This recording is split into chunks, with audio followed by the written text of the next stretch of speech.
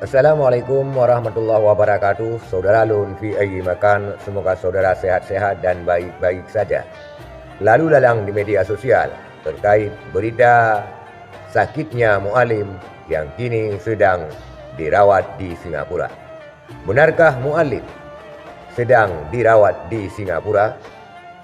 Juru bicara Mu'alim Dikfat ataupun Gubernur Wakil Gubernur T. Kamaruzaman Esa membenarkan bahwa mu'alim sedang dirawat di salah satu rumah sakit di luar negeri.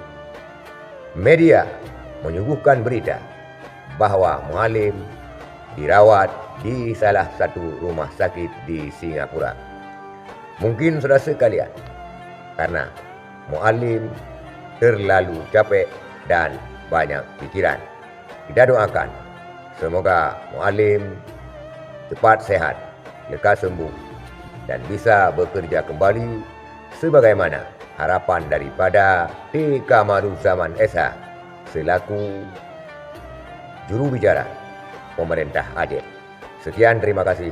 Assalamualaikum warahmatullahi wabarakatuh.